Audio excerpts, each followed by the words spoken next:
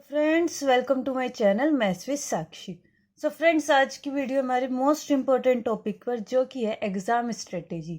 तो आज हम एग्जाम स्ट्रेटेजी की बात करने वाले हैं BCA थर्ड सेमेस्टर स्टैटिस्टिक्स की। सो चलिए जल्दी से स्टार्ट करते हैं। तो यहाँ पर हम एक एक यूनिट में देखते हैं हमें क्या क्या पढ़ना है। तो देखिए, सबसे पहले बात करते हैं यूनिट फर्स्ट की। तो यूनिट फर्स्ट हमारी थ्योरी बेस्ड है। इसको हम कैसे कवर करें? तो देखिए, सबसे पहले आप डिस्क्रिप्शन बॉक्स में जाइएगा, उसमें आपको कंप्लीट प्लेलिस्ट मिल जाएगी स्टैटिस्टिक्स की, जिसमें मैंने थ्योरी कवर्स करा रखी है। तो आप वे वाली वीडियोस देख लीजिएगा, आपकी थ्योरी कंप्लीट हो जाएगी। तो यूनिट फर्स्ट में क्या करना है, वीडियोस देख लेनी है और थ्योरी कंप्लीट। सबसे अनइम्पोर्टेंट यूनिट है हमारी यूनिट 6। अगर आप इसको स्किप भी कर जाएंगे तब भी कोई दिक्कत नहीं है, इसका रेयरली 1 या 2 क्वेश्चन मिलता है, तो आप चाहे तो यूनिट 6 को स्किप भी कर सकते हैं। तो हमारी मोस्ट इंपॉर्टेंट यूनिट कौन सी हो गई? Second, third, fourth and fifth. तो सारा काम हमें इन 4 यूनिट्स में करना है। अगर मैं बात करूँ यूनिट फिफ्थ की, यानी प्रोबेबिलिटी, तो देखिए प्रोबेबिलिटी में जो हमारे क्वेश्चन आएंगे वो कम मार्क्स के आएंगे, लेकिन एक क्वेश्चन पक्का आएगा जो हमारा ज़्यादा मार्क्स में आने वाला है, वो है बेस थ्योरम। तो प्रोबेबिलिटी में आप चाहे कुछ करके जाए ना जाए, बेस थ्योरम पर बेस्ड क्वेश्चन जरूर करिएगा, डिस्क्रिप्शन बॉक्स में आपको मिल जाएंगे। तो प्रोबेबिलिटी में पक्की बात है अपने को क्या करके जाने, बेस थ्योरम पर बेस्ड क्वेश्चन, क्योंकि हमें ज़्यादा नंबर में मिलने वाले हैं, और जो छोटे मोटे क्वेश्चन है फॉर्मूला बेस्ड वे हमें कम नंबर्स में मिलेंगे। ठीक है, तो यूनिट फिफ्थ हो गई। बची मेरे पास 3 unit, second, third and fourth. तो देखिए, अब परमुटेशन एंड कॉम्बिनेशन, ना तो इतना टाइम है कि हम पूरा पढ़े चैप्टर, और ना ही इतना टाइम है कि अगर हमने पढ़ रखा था हम रिवाइज कैसे करें, है ना। तो आपको क्या करना है, जो मेरी प्लेलिस्ट है उसमें आपको मिलेगा परमुटेशन एंड कॉम्बिनेशन पर बेस्ड एक एक वीडियो मिलेगी। एक ही वीडियो में मैंने परमुटेशन कंप्लीट करा रखा है एंड सेकंड वीडियो में कंप्लीट कॉम्बिनेशन करा रखा है। अगर आप उसको भी अच्छे से कर जाते हैं, उसका एक एक क्वेश्चन अच्छे से समझ के कर जाते हैं, तो पक्की बात है आपके परमुटेशन एंड कॉम्बिनेशन में नंबर मिल जाएंगे। देखिए, एग्जैक्ट क्वेश्चन तो नहीं आता, लेकिन टाइप वही रहना है, मेथड वही रहना है, तो आपको उसी टाइप के उसी मेथड पर बेस्ड क्वेश्चन मिल जाएंगे।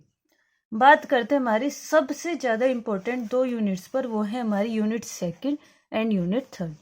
इसमें से हमारे मोस्ट ऑफ द क्वेश्चंस किस में आएंगे, मैक्सिमम यानी ज़्यादा मार्क्स में आने वाले हैं।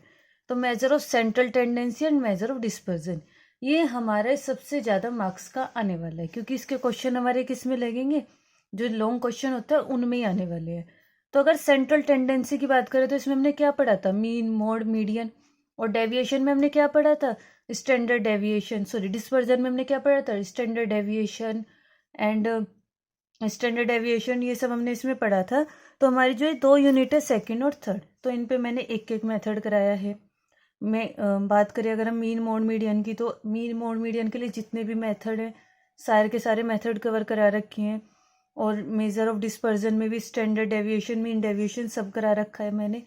तो एक बार उनके फॉर्मूलाज याद कर लीजिए, और फॉर्मूला जैसे याद हो जाए तो क्वेश्चंस भी जरूर अटेम्प्ट कीजिए, क्योंकि पक्की बात है इन्हीं 2 यूनिट में से सबसे ज़्यादा आने वाला है और सबसे ज़्यादा मार्क्स का आने वाला है, और लॉन्ग क्वेश्चन में ही आपके आएंगे।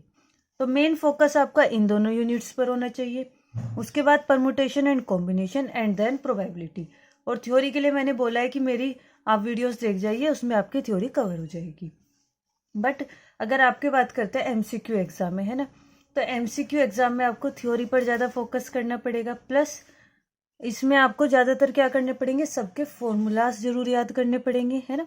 इसमें भी सबके फॉर्मूलाज याद करने हैं। परमुटेशन एंड कॉम्बिनेशन के क्वेश्चंस छोटे होते हैं, तो ये भी आपको MCQ में देखने के लिए मिल जाएंगे। प्रोबेबिलिटी में बेस थ्योरम का फॉर्मूला याद कर जाइएगा अगर MCQ क्वेश्चन है, लेकिन बेस थ्योरम पर बेस्ड क्वेश्चन नहीं आएंगे, सिर्फ MCQs में फॉर्मूला वगैरह पूछ सकता है। ठीक है, प्रोबेबिलिटी के शॉर्ट क्वेश्चंस आ सकते हैं आपके MCQ में, और ये तो मैंने बोला है हर तरीके से क्या है, अनइम्पोर्टेंट है।